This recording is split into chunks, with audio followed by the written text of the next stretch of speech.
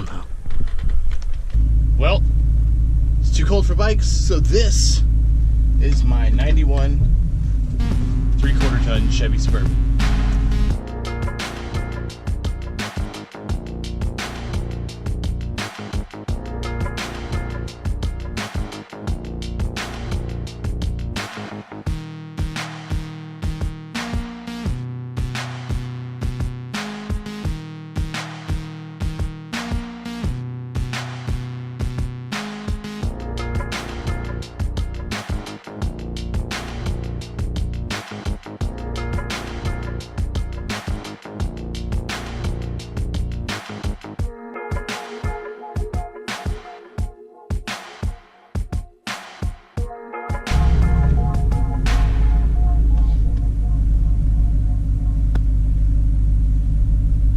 You guys enjoy the angle. This is a completely new angle for me, and I hope it's nice.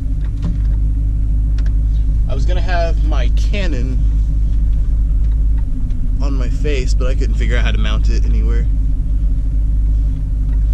which I know sounds ridiculous in this giant Suburban. I couldn't find any way to mount a camera.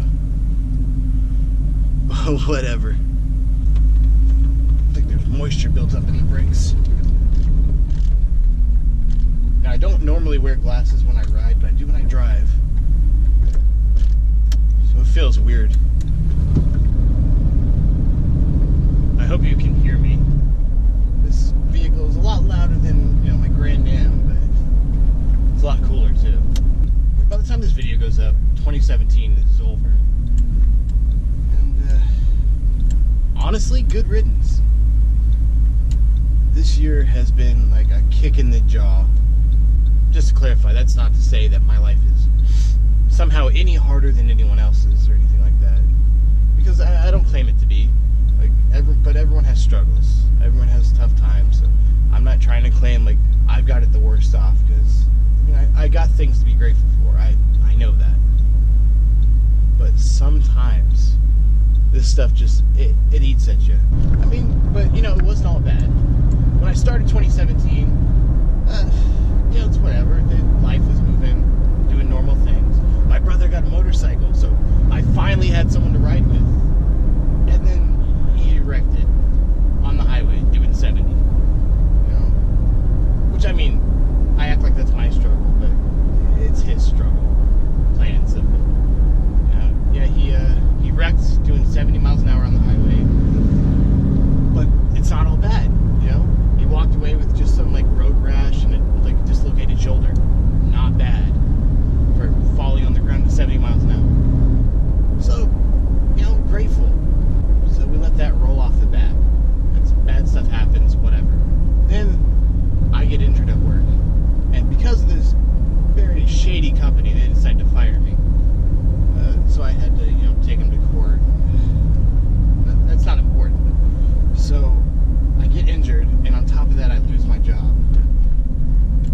And I don't know if a lot of you people know, the job market in places like Springfield, Missouri, where I'm from, it's not great.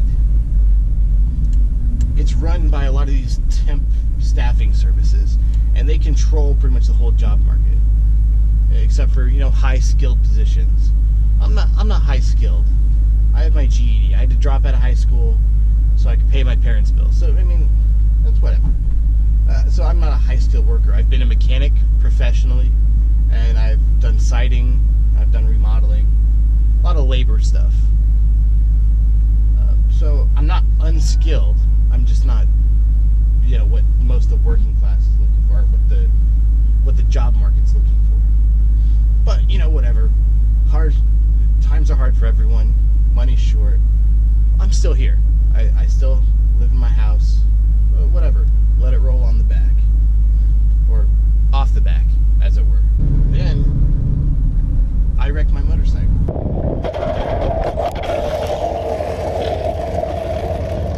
Which at that point I'd only had for like a month or two.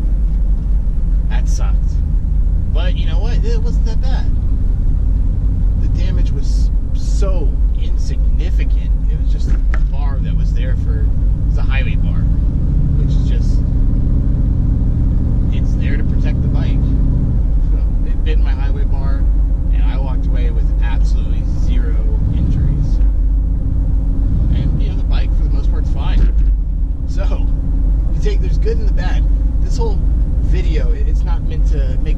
sorry for me or anything like that. It's just to maybe motivate you to keep pushing forward and kind of see how the story ends. Because you keep fighting, you gotta find the smile. You gotta figure out what it is that you can take as a positive. Now, that's not to say everything has a positive, because it doesn't. There's lots of things that happen this year, and for anyone in any life, if they think hard enough, they can find many bad things. So I mean, we could sit here all day, but I'm not here to bitch and moan. I'm not using you as a shoulder to cry on. Although I am using this, I always use my channel as like a creative outlet, because I started this channel during tragedy, and I needed a creative outlet, and this helped. But there was two things that just tore me to pieces this year. Now, for one of them, you need a little backstory. Now, my oldest daughter, since birth, has been dealing with surgeries and casts and leg braces to help her walk better, to solve an issue with her feet and legs. Which, I mean, it sucks to watch your child in casts and stuff. And there's nothing you can do about it. Really, it's not that bad. She got used to it. But now she's 4 years old. And just right after she turned 4 years old, we found out that she was done. Finally. We were excited. She was excited. She was so stoked. She was done with the braces. No more. She could just go run and play and have fun. And 2 months later, her issue started to relapse. And now I'm going to have to tell her she's got to go back in braces. It's going to be difficult, but we pushed through. And that, a lot of people may say it's a little dramatic to say that was heartbreaking, but telling this little girl, other fathers would understand. It sucks, but not for me. It sucks for her. I'm a dad. That's what my job is to do the unpleasant stuff. However, it wasn't all bad for my daughter at first. See, we had this Dalmatian puppy, and he and my daughter were best friends. I don't know, it was my dog, she took him over. But they were best friends, inseparable.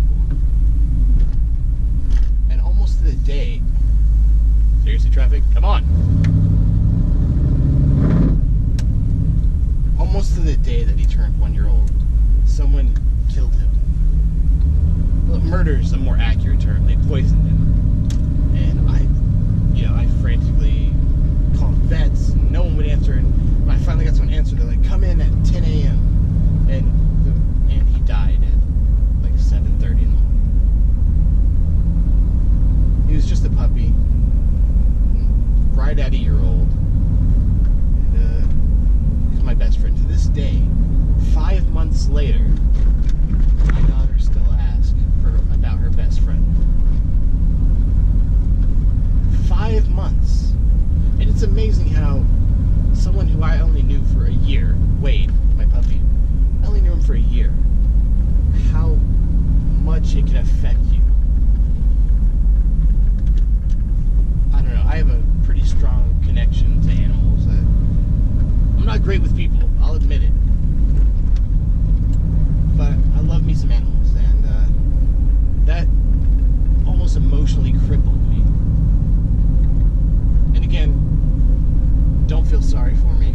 This isn't asking for pity. It's just a story about how you can keep moving forward.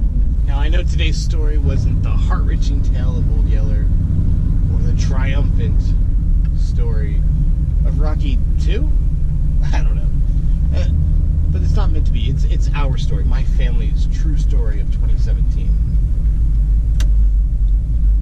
I hope just knowing that you're not alone in tragedy just helps you keep pushing forward. And now I'm no motivational speaker. I don't claim to be. And I'm not always the most positive person. But this is the video that popped in my head when we talked about what to do, or when I talked with myself, I guess, about what to make. And I'm sorry it's a bit off the cuff, so I may ramble a bit, but I hope you guys enjoyed. And I guess that's it.